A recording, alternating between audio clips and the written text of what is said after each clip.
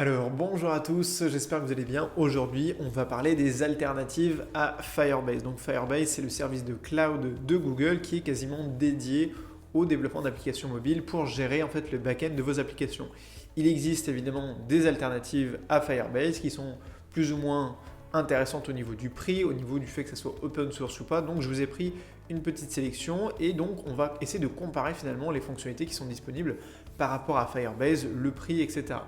Moi, pour vous donner mon avis même final, je reste de toute façon sur Firebase parce qu'il n'y a pas que l'aspect de prix ou du fait que ce soit open source ou pas, il y a aussi l'aspect tout simplement pratique du temps d'apprentissage que ça demande en fait pour se lancer dans un nouvel outil ou de garder celui qu'on connaît et qu'on maîtrise. Et pour moi, Firebase, ça reste de toute manière le meilleur compromis actuel par rapport à des concurrents comme AWS qui sont un peu plus haut de gamme mais aussi plus difficiles d'accès et à des concurrents plutôt on va dire open source et plus accessible, peut-être même financièrement, même si, je veux dire, Firebase, ça reste gratuit pour la plupart des usages. Mais on va voir qu'il y a effectivement ces deux aspects-là, le prix et la facilité. Et pour moi, Firebase, ça reste en tout cas le meilleur outil en ce moment sur le marché. Et puis, évidemment, ça fait partie de la suite Google et donc ça fonctionne 100% avec Flutter, donc ça c'est quand même super intéressant. Bref, je vous ai préparé une petite liste, je vais vous montrer tout ça sur mon ordinateur, des alternatives à Firebase. Si vous êtes curieux ou si vous souhaitez aussi aller voir un petit peu la concurrence pour tout simplement comparer en termes d'expérience pour vous en tant que développeur, cette vidéo va vous intéresser. Donc c'est parti, on se retrouve tout de suite sur mon ordinateur. Ok, donc c'est parti, on se retrouve là sur mon ordinateur, je vous ai ouvert mon navigateur avec tous les autres concurrents, les alternatives, donc les plus connus. Il en existe en fait plein d'autres, plus ou moins intéressantes. Moi j'ai essayé de prendre celles qui sont, je trouve, les plus attrayantes, les plus faciles à prendre en main, sachant que je ne les ai pas toutes testées avec Flutter et surtout, j'ai pas comparé en profondeur. On s'entend que là c'est un test, c'est une présentation rapide pour que vous, par la suite, vous puissiez aller vous faire une petite idée. Donc on peut les regarder rapidement. Donc il y a AWS, on va rester un petit moment dessus. Il y a Supabase, c'est vraiment eux, ils se définissent comme étant l'alternative à Firebase open source. Ensuite, on a Back for App, ça c'est aussi un service qui est, je trouve, très intéressant. Et ensuite, on a AppRide qui est notamment un autre service de back-end qui propose en fait les essentiels aussi, qui vraiment sont tout à fait corrects, et donc qui vient s'adapter avec Flutter. Alors un petit rappel aussi, pourquoi est-ce qu'on parle de back-end et pourquoi est-ce qu'on parle de cloud ici. Le cloud, et c'est pour ça que je voudrais commencer par AWS, parce que donc Amazon Web Services, ils ont un rôle historique dans les services de cloud pour applications mobiles, pour applications web, ils nous le disent ici, là c'est AWS Amplify, vous pouvez aller sur le site d'AWS sur l'accueil pour découvrir tous les produits aussi qu'ils proposent. Le cloud, en fait, ça permet en fait aux entreprises de ne pas avoir à créer leur propre serveur. C'est le principe en fait du cloud, c'est que vous n'avez plus aujourd'hui à créer vos propres serveurs parce que c'est un coût, etc., en matériel, en maintenance, etc. Et vous payez en fait votre consommation de données, des services qui sont proposés. Il y en a évidemment plein, vous regardez ici, il y a énormément de services qui peuvent être proposés, mais vous payez ça un petit peu comme on payerait une consommation d'électricité. Alors pourquoi le cloud a été inventé? Tout simplement donc pour éviter aux gens d'avoir à payer et à investir en fait dans leur propre serveur, sachant que si on remonte dans les débuts d'Internet, ça coûtait une petite fortune en fait de devoir créer ses propres serveurs. Il faut savoir que des boîtes comme Google, comme Facebook à l'époque, devaient payer ces serveurs et donc devaient les créer et les gérer eux-mêmes en tant qu'entreprise. Et par exemple, Google a été une entreprise qui a d'ailleurs tout misé sur la création de ses propres serveurs. Amazon, c'est pareil, et en fait, Amazon a eu l'idée, alors est-ce que l'idée est la leur dès le début, peu importe, mais c'est les premiers à en avoir fait vraiment un modèle à très très grande échelle. Ils ont dit, on va louer la capacité informatique des ordinateurs, des serveurs d'Amazon, et donc on les a loués à des entreprises. Aujourd'hui, AWS, c'est le leader mondial du cloud. Ils font fonctionner Netflix, énormément de startups, il me semble Airbnb, voilà.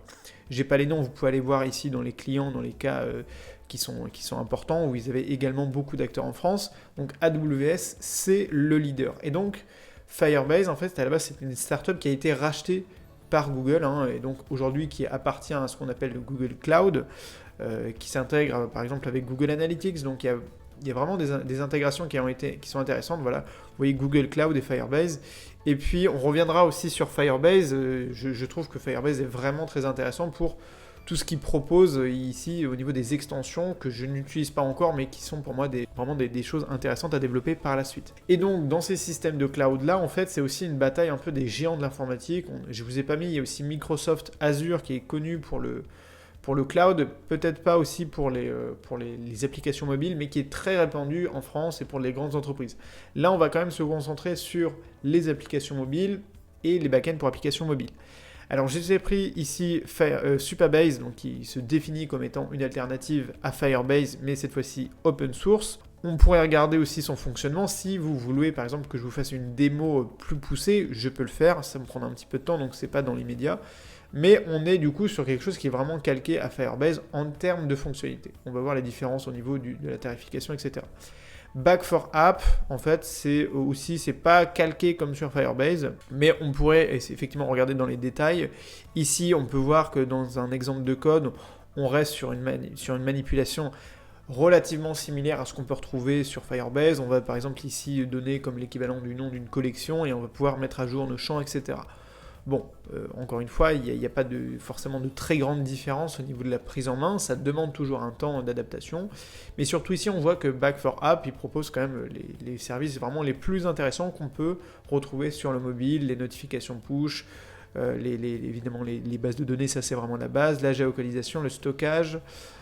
Qu'est-ce qu'on a d'autre? L'email verification, les cloud functions, alors ça s'appelle pas les cloud functions, mais tout ce qui va s'exécuter vraiment en back-end pur vraiment de votre application. Donc tout ça, ce sont les fonctionnalités les plus essentielles en fait pour vos applications. Donc ça peut être intéressant de tester tout simplement. J'aurai pas le temps de tous les tester vraiment en profondeur, mais sachez que ça existe et en tout cas celui-ci est dédié aux applications. Et puis Upright aussi, c'est un autre système qui est complètement open source, qui a été développé cette fois-ci vraiment pour Flutter. Donc là on peut noter que ça a été conçu pour Flutter.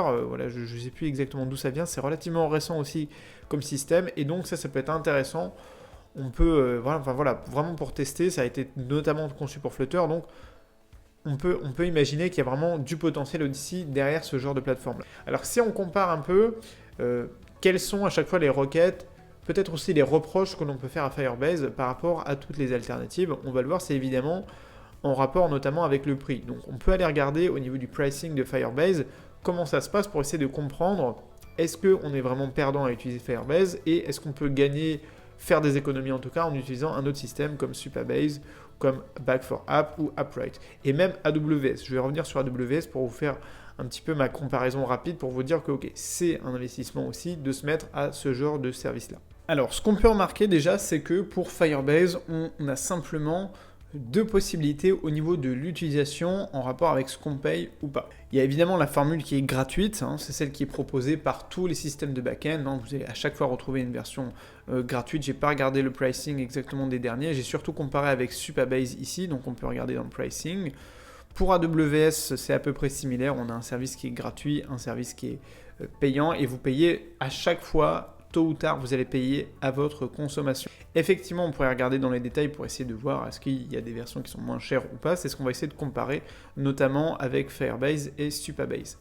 Donc ici, qu'est-ce qu'on a? On a le côté Spark et on a le côté Blaze. J'aurais pu aussi vous montrer l'un de mes projets actuels. Donc moi, je suis sur la méthode Blaze. Pourquoi? Parce qu'il y a certaines fonctionnalités, notamment les Cloud Functions, pour envoyer par exemple les notifications push, où on a besoin en fait. Vous voyez que ce n'est pas la notification d'elle-même qui est payante, c'est les Cloud Functions. Les Cloud Functions, ça fait partie des services qui sont payants. Ensuite, qu'est-ce qu'on va avoir de payant? On va avoir l'authentification. Donc, dans la version gratuite, on a 10 000 requêtes d'authentification par mois, ce qui est déjà tout à fait intéressant. Et ensuite, c'est 1 centime par vérification. Et pour une authentification par téléphone, c'est 6 centimes. Donc, on peut considérer effectivement, et ça je suis tout à fait d'accord, que pour la gestion d'une authentification pour une application qui a beaucoup d'utilisateurs, ça peut devenir tout simplement un petit budget assez rapidement. Ce qu'il faut savoir aussi, c'est que moi j'ai jamais eu à titre personnel à utiliser et vraiment payer des sommes importantes. Moi je crois que là par exemple dernièrement j'ai eu une petite facture de 1 centime littéralement de Firebase, donc c'est pour vous dire qu'il faut aussi relativiser et que évidemment que si vous avez 10 000 utilisateurs qui s'inscrivent tous les mois, eh bien naturellement, ça veut dire que vous avez un projet qui a quand même une certaine traction, et donc c'est plutôt bon signe. Et moi, ça me dérange pas, entre guillemets, je sais que ça va peut-être choquer certaines personnes, ou certains vont avoir un avis différent, mais je trouve que c'est normal justement de payer pour le développement de votre application et pour la croissance de votre application. À un moment donné, on ne peut pas en fait y échapper. On peut regarder pour le hosting, là on a 10 gigas pour le hosting. Alors le hosting, ça c'est vraiment pour héberger en fait son application. On peut regarder directement plutôt dans storage, juste ici. Voilà, là on a le cloud storage, donc on a 5 gigas de base. Et on peut aussi commencer à regarder au niveau du pricing ici de Supabase. Donc Supabase, la différence majeure c'est que là c'est de l'open source, mais quand même derrière il y a une entreprise, et l'entreprise forcément elle a des coûts aussi. Et donc forcément ils proposent aussi un pricing pour vous faire financer et pour payer en fait les bases de données. Alors qu'est-ce qu'on a ? On a ici un projet qui est gratuit, par contre qui est limité à 2 projets. Bon d'accord, ça peut être une petite limite aussi. Et ensuite vous avez toutes les propriétés, donc 50 mégabits de database, 1 giga de stockage, 2 gigabits de bande de débit. Donc voilà, vous avez à peu près toute la description. Eux, ce qu'ils font, je pense que la différence en fait tout simplement avec Firebase, c'est qu'ils vont essayer de proposer ce petit abonnement qui est pro, qui je pense leur permet de couvrir à peu près toutes les dépenses qu'on peut avoir facilement en excès sur Firebase. C'est vrai que vous connaissez évidemment Google et toute la suite Google qu'on utilise à titre personnel. Par exemple dans Gmail, dans le Google Drive, on a accès à ce genre de données, et un des avantages concurrentiels de Google et de Firebase, c'est d'avoir des coûts et une structure de coûts qui est bien plus facile à gérer pour ce genre de projet-là. Et donc, ils peuvent vous proposer, si on compare vraiment les deux types de services, et bien tout simplement plus de stockage et donc des meilleures qualités, des meilleurs produits si on veut, même au niveau où c'est gratuit. Après, ce qui est intéressant, c'est qu'ici, on a une alternative, c'est qu'on a quelque chose à 25 €, on a vraiment du coup 100 par exemple gigas de stockage, 100 gigabits dans la database. Donc voilà, ça commence à être assez intéressant. On a le support par email, etc. Bon, Social Host Provider, ça il y est déjà, donc il n'y a pas de différence pour l'authentification. Et puis ensuite, forcément, on passe à ce qu'ils appellent eux le forfait entreprise, et en fait c'est directement le forfait ici qui s'appelle Blaze sur Firebase. Donc au final, on en revient un peu au même. Effectivement, on pourrait essayer de comparer 2 projets similaires, et il se pourrait que effectivement Supabase finisse par être effectivement moins cher. Je vous donnerai mon avis final. Bon, vous commencez un peu à le percevoir, c'est que moi je trouve que Firebase en fait vous propose aussi tellement de fonctionnalités que moi j'ai aussi envie d'aller jusqu'au bout de Firebase avant de tester autre chose, puisque le problème de ces alternatives-là, c'est qu'on va rester essentiellement, par exemple, sur des fonctionnalités, on va dire, de database, donc les bases de données, donc on va dire les bases au niveau du backend. Si on regarde ici Back4App, encore une fois, il y aurait énormément de choses à dire sur chacun des systèmes, des services, et j'aurais pas le temps de rentrer dans les détails sur cette vidéo. Si ça vous intéresse, je pourrais vous faire une vidéo dédiée sur chacun de ces services-là. Maintenant, je vous laisse les liens, et à vous après d'aller faire les recherches sur celui qui vous intéresse le plus. On peut ici regarder dans Pricing, et on peut aussi regarder ici pour un petit peu le AppWrite qui lui directement n'est pas forcément payant pour le moment. Voilà, donc là on peut voir le système de pricing de Back4App. Et puis juste concernant ici AppWrite, alors là c'est un système qui pour le coup est assez original aussi si on compare aux autres. On va parler de back-end auto-hébergé, mais en fait vous devez passer par un autre système comme Docker par exemple, qui va lui-même être payant. Ici il vous donne les étapes un petit peu à suivre, mais en gros vous allez devoir l'héberger d'une manière ou d'une autre, et donc quand même payer au niveau du stockage de votre système global de base de données et de back-end. Donc ça peut être super intéressant. Là ça vous demande un petit peu plus aussi de compétences techniques, mais ça peut aussi être une bonne alternative pour ceux qui, encore une fois, ont les compétences. Moi, je sais qu'il y a des gens qui préfèrent ne pas passer par Firebase parce qu'ils ont des compétences pour se créer leur propre serveur en utilisant Node.js, en utilisant plein de systèmes qui peuvent être complémentaires et que eux, en fait, vont pouvoir maîtriser. Donc là, on regarde simplement Back4App. Donc, on a toujours ici le forfait gratuit. Donc ça peut être intéressant. Alors, il ne donne pas réellement directement les prix. Là, c'est 25 $ et là, c'est 250 $. D'accord ? Donc là, on a le premier qui est gratuit.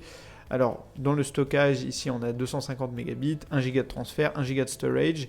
D'accord. Ici, qu'est-ce qu'on a ? On a Daily and Data Recovery. OK. Auto-scaling, multi-region.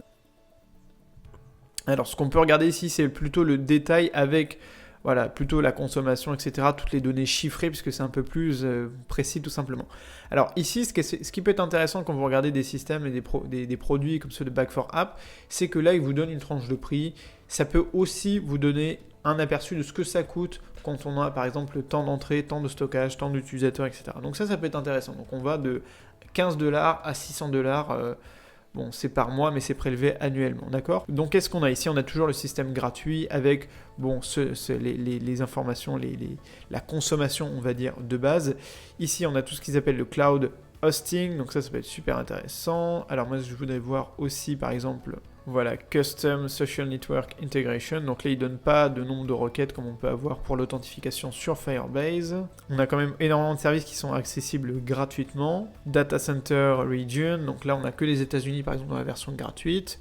Bon, ça, c'est pas idéal, mais bon, sur Firebase, ça, vous avez les différents databases de Firebase en Europe qui sont disponibles gratuitement, il me semble, hein.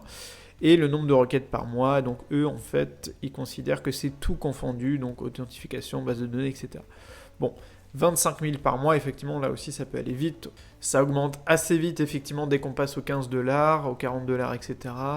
Et là, ça devient illimité, effectivement, dès qu'on passe les 200$. Donc ça peut être intéressant aussi, c'est-à-dire que c'est un peu, on peut considérer que c'est plafonné et que pour un budget comme celui-ci, vous avez des capacités quasiment illimitées en fonction, bon, la seule limite, c'est le storage, mais encore une fois, pour aller jusqu'à même la 40 Go de storage, il faut quand même y aller, transfert de fichiers, etc. File storage, là on est à 500 Go. Après, ça dépend effectivement des types d'applications. Si on parle de réseaux sociaux, comme même on peut parler de TikTok très récemment, bon, là on peut, avec des contenus vidéo, ça peut aller très très vite. Mais encore une fois, dites-vous bien que des applications comme TikTok, je peux vous dire qu'ils payent des notes qui sont salées, en ce qui concerne leur système de back-end, parce que forcément, quand vous avez de l'attraction, eh bien, vous avez une application qui est populaire, eh bien, à un moment donné, il faut payer, et ça a un coût, tout simplement, le fonctionnement des applications. Donc là, on ne pourra pas voir le détail de AppWrite, mais vous pouvez aller voir sur les sites, le plus connu étant Docker, pour auto-héberger votre service ici de back-end. Et pour le coup, ça c'est une vraie alternative qui est fondamentalement différente pour vous, la gestion de tout le back-end de votre application. Mais encore une fois, ici on a quoi? On a la database, authentification, storage, les cloud functions, la sécurité, la console, bon, etc. Bon, tout ça c'est les fonctionnalités qu'on retrouve dans tous ces produits-là. Et donc, encore une fois, la question se demander, c'est est-ce que ça vaut la peine en fait finalement d'aller chercher et d'aller repérer la concurrence. Alors, le seul qu'on n'a pas regardé au niveau ici, c'est AWS. Donc, on peut regarder la section tarification. Encore une fois, les tarifications peuvent être légèrement différentes. AWS aussi, il faut savoir que comme c'est Amazon, ils ont la même approche que le site, d'achat en ligne. C'est-à-dire qu'ils font des marges assez faibles et donc ils ont proposé pendant des années des prix assez bas pour justement ne pas attirer la concurrence. Et d'ailleurs, c'est un exemple typique de la stratégie d'Amazon. Bref, alors ici, on a une offre gratuite, 1000 minutes de création par mois, 5 Go de volume de stockage par mois, 15 Go de volume de mise en service par mois. Et après, qu'est-ce qu'on a? Paiement à l'utilisation, voilà, 1 centime de dollars par minute de création, 23 du coup centimes aussi, non, enfin 2,3 centimes par giga stocké par mois, donc c'est quand même pas cher. Ça paraît pas énorme, et 15 centimes par giga mise en service. Bon, ça mériterait encore une fois de revenir plus en détail pour une vraie comparaison. J'ai pas les outils ici pour faire un comparatif plus poussé, c'est simplement une analyse rapide, et puis tout simplement, bah, ça reste mon avis évidemment personnel, hein. C'est absolument pas quelque chose de très formel au niveau de la présentation, puisque ça reste basé sur le fait que moi j'utilise déjà au quotidien Firebase, et que moi j'en suis très satisfait. Simplement, je sais qu'effectivement, j'ai aussi beaucoup de questions concernant les alternatives.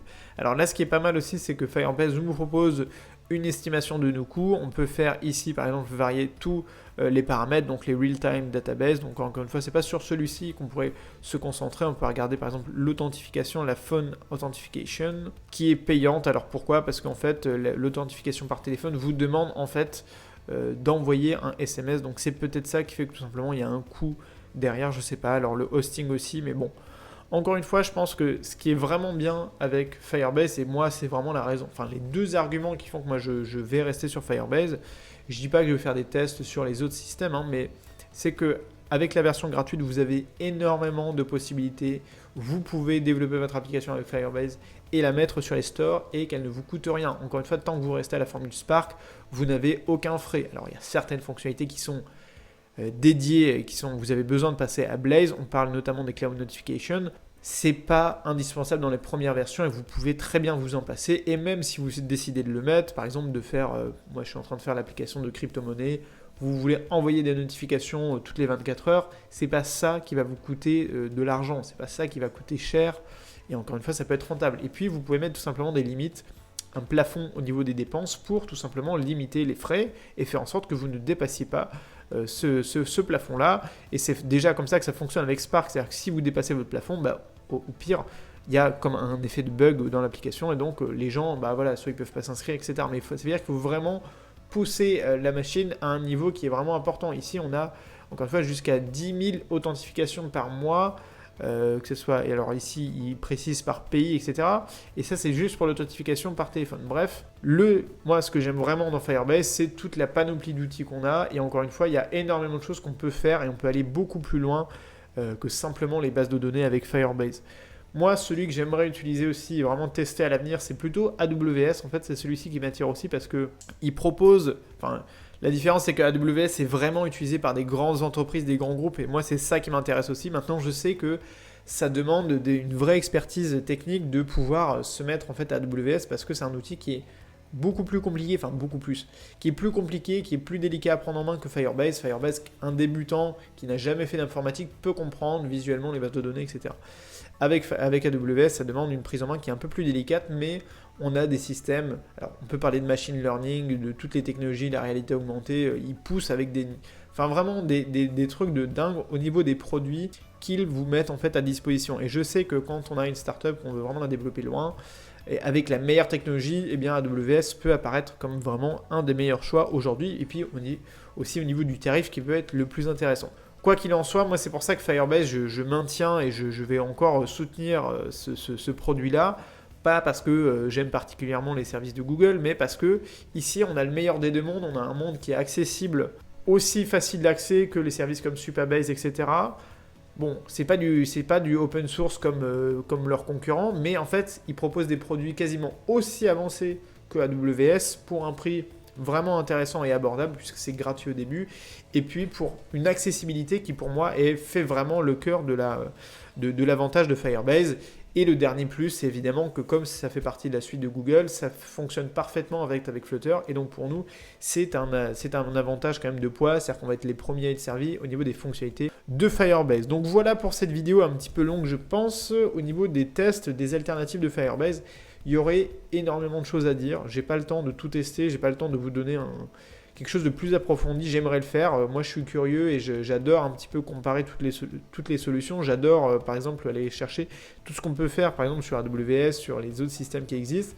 Mais ça demande du temps, ça c'est la réalité, de tester, de mettre en place des choses et de se former tout simplement à ce genre de technologie-là. C'est pour ça que moi, je reste focus pour l'instant sur Firebase et il y a déjà énormément de choses à faire et on peut aller vraiment très très loin.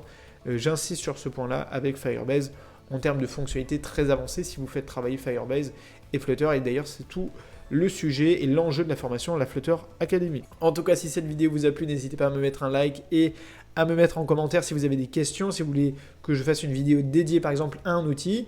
N'hésitez pas aussi à commencer les cours gratuits de Flutter Evolution et de Flutter Academy. Moi, je vous dis à très vite sur la chaîne YouTube et sur le blog. Et surtout, n'oubliez pas de rêver très grand. Allez, salut!